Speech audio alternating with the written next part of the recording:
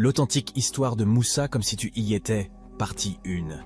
Installez-vous confortablement, je vais vous la raconter comme si vous assistiez aux événements.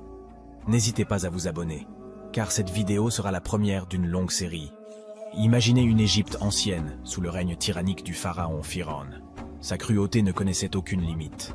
Il ordonnait le massacre des bannis Israël, épargnant seulement les filles. Tous les nouveau-nés parmi les bannis d'Israël furent massacrés, plongeant le peuple dans la douleur et le désespoir. Mais les notables égyptiens étaient conscients des conséquences désastreuses à venir. Ils se rendirent donc chez Pharaon pour le mettre en garde. Ils lui expliquèrent que s'il continuait ainsi, il y aurait une grave pénurie de travailleurs, car les travailleurs parmi les bannis d'Israël se faisaient vieux. Pharaon prit alors une décision qui, sans le savoir, allait lui être fatale dans le futur.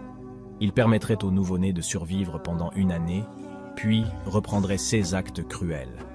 C'est ainsi que Haroun, le frère de Moussa, naquit lors de l'année où les nouveau-nés furent épargnés.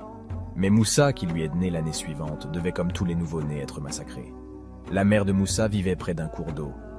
Elle fut inspirée par Allah de continuer d'allaiter Moussa et de ne pas s'inquiéter.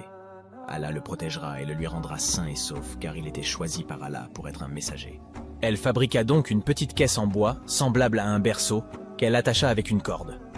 Chaque fois qu'elle redoutait la visite de personnes qui pourraient la trahir, elle mettait Moussa dans la caisse et laissait les flots l'emporter jusqu'à ce que la corde atteigne sa limite. Un jour, par précipitation, elle a oublié d'attacher la corde. Le courant emporta alors la caisse. Ce même jour, les servantes de la femme de Pharaon étaient tranquillement en train de puiser de l'eau. Mais au moment de rentrer au palais, elles virent au loin